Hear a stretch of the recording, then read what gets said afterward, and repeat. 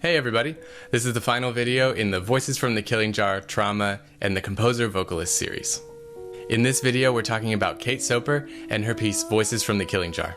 First, some quick bio. Kate Soper got her DMA from Columbia, just like Carolyn Shaw. And her work Ipsa Dixit was a Pulitzer finalist the same year that Carolyn Shaw won.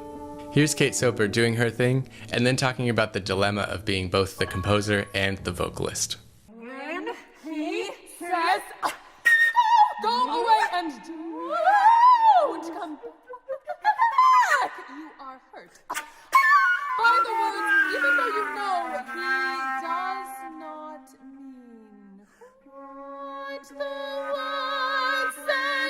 Or rather, you think he probably means go away, because he is so angry at you, he does not want you anywhere near him right now. Well, I think the thing about theatricality is just, it's hard to avoid thinking about that as a performer, and maybe especially as a vocalist, because often your role as the vocalist is to communicate in a really direct way, and the audience is already kind of primed to look to you for that direct information. And then I find as a composer there's a sort of kind of like, not quite contradictory, but similar yet very different impulse to do the same thing, to communicate, but the medium is much different. And often, I think as composers, we find that it's difficult to really express yourself on the music that you're writing, or there's just something preventing a real communication from happening sometimes with new music. So I think those two feelings together of being a soprano who is supposed to be expressing things and presenting text, and a composer who's trying to make herself known through a musical language that is complicated or personal, it just leaves me feeling with this need to just be really direct. So I think when I perform, I am very aware that I'm trying to get something across, even if it's difficult or a confusing topic, or not even a topic that I can articulate in words. So that to me gives, just makes me want to create an experience where it's clear for the audience that they are in the same room as another human being, which to me is kind of one of the essential differences between maybe theater and non-theater performance arts. It's just this feeling that there are actual bodies on stage doing something, and you're attuned to those bodies rather than just like listening to music that people are doing in front of you. I wrote a lot for other vocalists before I started singing so much, and now most of the music I write for myself, but it's not because there's a lot of reasons why I do that, and the reasons are that I really enjoy performing, that it's just convenient, it's sort of like logistically easy. I will do anything as a performer that I as a composer ask me to do, so that is sort of, I now feel like it's important for me to be part of that process of premiering it, just sort of so I can make sure it's going okay, but then I'm thrilled to hand it over to other people, and I want that to happen. And it is a weird experience, but really a cool one. I think something I like about being a composer is that it's it gives you an excuse to deeply investigate anything, and you don't have to be an expert in it. And, I have no business explaining Aristotle to other people, but I want to read Aristotle. I'm interested in it, and I'm interested in, finding someone who can read ancient Greek and who can tell me what exactly this word means. Let's talk about Voices from the Killing Jar. This is an incredible piece of music, and it deserves as many listens as you can give it. It changes completely based on whether you just listen to it with the score, or watch a live performance of it. It's one of my favorite pieces. The program note for the piece says, "This piece depicts a series of female protagonists who are caught in their own kinds of killing jars. Hopeless situations, inescapable fates, impossible fantasies, and other unlucky circumstances. Each living in a world constructed from among the countless possible sonic environments of the wet ink band. Characters are drawn from The Great Gatsby, Madame Bovary, Macbeth, Iphigenia in Aulis, Henry James' Portrait of a Lady, and the French Revolution, among others." As a representative of all of these various women, the vocalist has a very important role. Here's what Kate Soper had to say about the role of the vocalist in the piece. "It is the vocalist who is primarily responsible for tending the dramatic arc, and who must stay intensely in character and, during transitions, in between character, for the duration of the piece. She occupies the most physical space, moving from the piano bench to a downstage chair to the upstage percussion setup and back, and takes on the most musical roles, She accompanies herself on the piano, takes up a clarinet, dons metal-tipped gloves to scrape at a cymbal, beats a drum, sings to herself or to the ensemble or to the audience, speaks, hums, shrieks. She is present at times as a silent body and at times as a disembodied voice, emerging from the speakers in the tape parts. Bit by bit, she spools out the narrative thread, an Ariadne-like mistress of ceremonies. So good.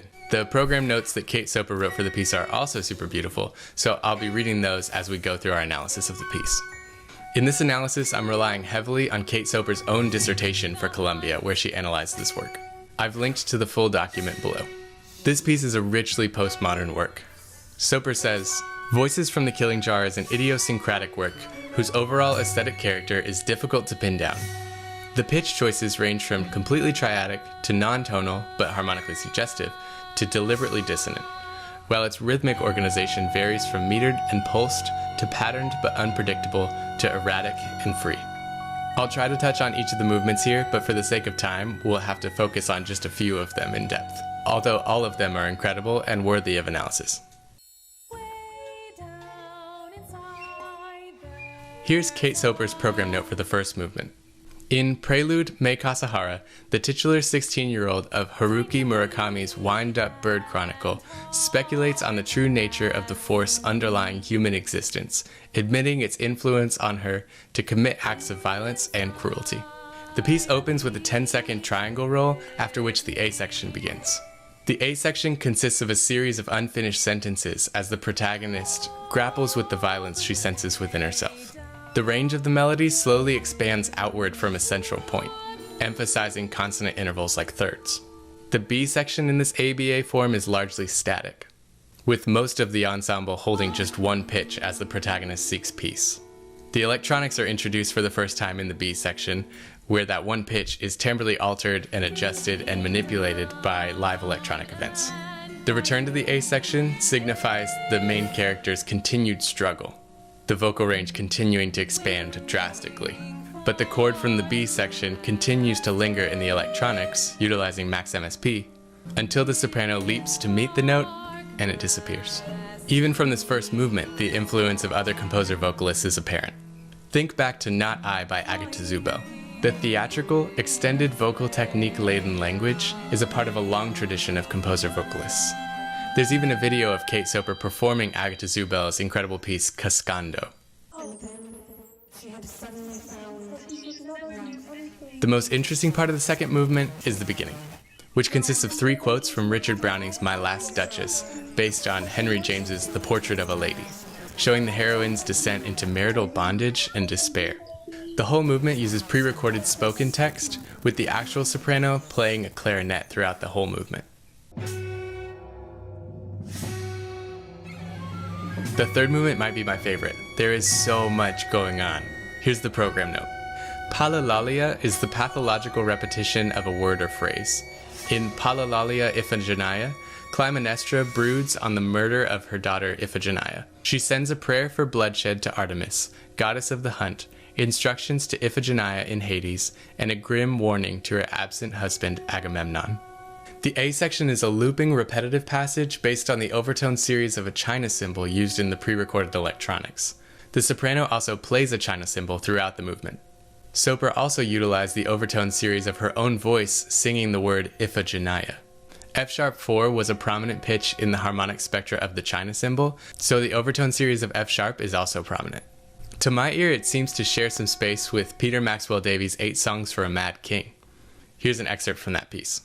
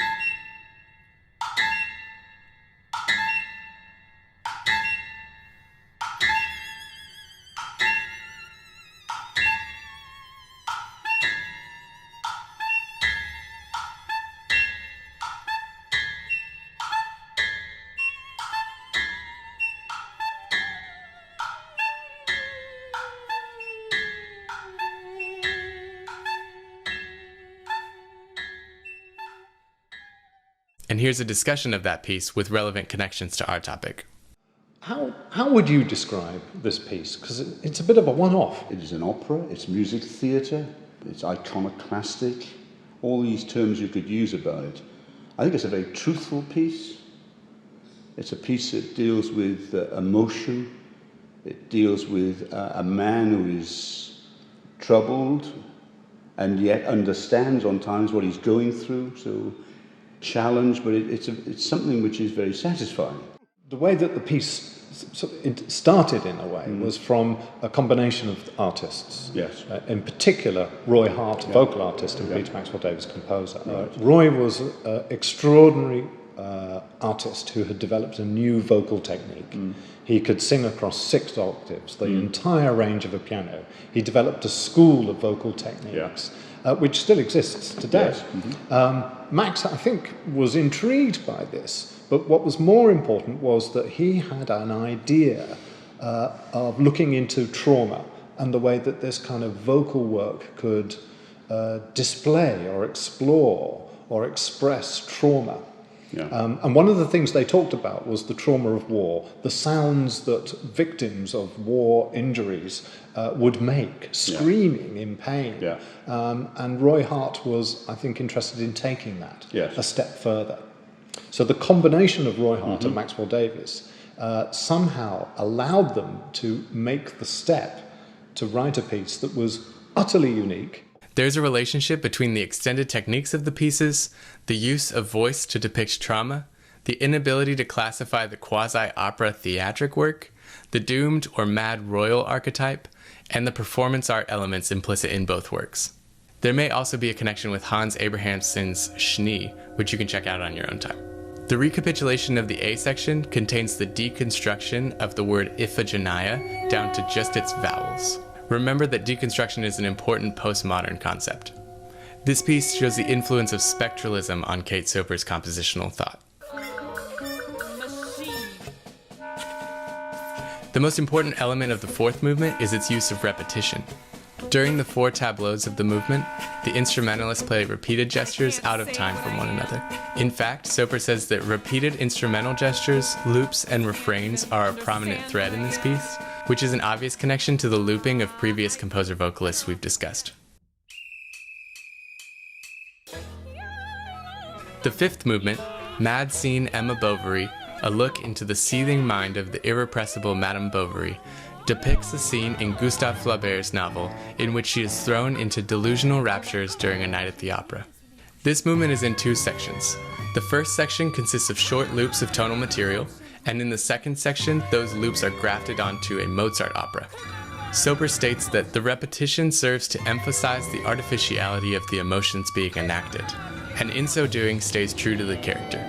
In the novel, many of Emma's extremes of emotions are pretensions based on what she thinks she ought to be feeling or experiencing, and the face she shows to others, even to her lovers, is very often a self-conscious construction. This idea is really influential for the whole concept of this piece, which we'll talk about later. When the Mozart aria starts, it's being sung by the audio engineer who's sitting in the audience behind a mixing board, and he's accompanied by the piano. This disorients the audience, making them the stage and the soprano the spectator. Soper considers this a diegetic element, in that it's happening inside the character's inner life. As this aria is sung in pieces, the soprano sings with the rest of the ensemble, creating stratified layers of meaning and sound. The 2 parts eventually interact and combine as the movement hurtles to a close. The pastiche of this movement is one element that Kate Soper said she had never explored in a piece before. She also stated that in writing Voices from the Killing Jar, it seemed necessary for me to follow every artistic impulse to its logical, if bizarre, end, in order to create the kind of world in which these women could come to life. The 6th movement is interesting. We're not going to have time to dig into it too much, but comparing the opening of this movement with its cyclical pitch material and heterophonic treatment to O King, the 2nd movement of Luciano Berio's Sinfonia, I hear a lot of similarities. The 7th movement is pastiche and odd and wonderful. Lady Macduff's Lullaby is a simple strophic tune in Mixolydian mode with a refrain on the word lullaby. It's a Renaissance folk song parody, with gentle polymeters being utilized in the first half of the piece. The second half introduces more dissonance and disruptions, and the piece even features a microtonal vocoder. In this movement, you can feel the influence of Stravinsky's neoclassical style. Soper says about the subject of the seventh movement that her uniqueness and thus her power over men impressed by rarity lies in the unusual qualities of her voice. Listen. The final movement is a perfect summation of the previous movements. It conjures Daisy from F. Scott Fitzgerald's The Great Gatsby, whose voice almost eclipses her as a character within the novel. A sensuous, spoken word opening leads to a deathless song which is largely tonal. This movement gradually expands in range from low to high, and the deathless song, which is tonal, is surrounded by a dense chromatic harmony. This piece is so deep, and it's deserving of your study and appreciation. We were just able to scratch the surface. There's so many more movements that we didn't have time to go into. I hope that you'll take an opportunity, read Kate Soper's dissertation, and see if you can learn some more things. Before we finish, there's one more thing I'd like to talk about. This piece is significant for many reasons, one of which is its reaction to gender trauma and its role as feminist art. I feel like it'd be inappropriate for me to hypothesize on what I think the significance of this is as a man, so we turn again to Soper's dissertation to learn about this piece's relevance to gender theory and feminism and her female identity. The women featured in Voices from the Killing Jar are in various situations of mortal, psychological, or spiritual danger that make them a kind of Venn diagram of female entrapment. Enduring marriage to an unworthy or worse husband, as are Clytemnestra, Isabel, Madame Bovary, and Daisy.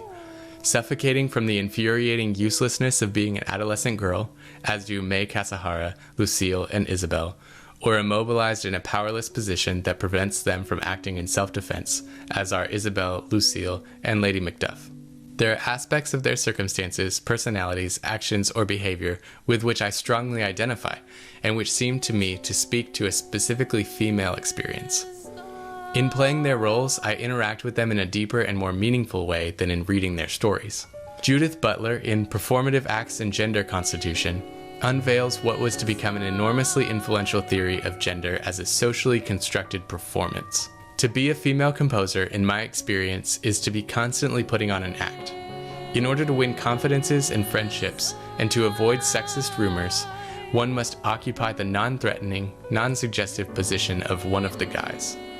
This is not to say that I am not myself when interacting with my overwhelmingly male colleagues and friends, but just that I am aware that only certain parts of myself are appropriate for these interactions. In writing Voices from the Killing Jar, with myself as title character, I have created a personal space for otherwise verboten types of expression. In performing May Kasahara, Isabel Archer, Clytemnestra, Lucille Duplessis, Emma Bovary, Lady Macduff, and Daisy Buchanan, I am not merely singing and speaking with their voices, but am giving myself free rein to perform the brazenness, girlishness, vindictiveness, sentimentality, sensuality, vulnerability, and coquettishness that are incompatible with my persona as a composer, and are thus unavailable to me in most aspects of my daily life. So by performing as these characters, Kate Soper feels as though she can embody her womanhood in a way that she can't in traditionally male-dominated genres. What a piece! That's it for our Voices from the Killing Jar, Trauma, and the Composer Vocalist series. I look forward to hearing what you all have to say, and I'll see you soon.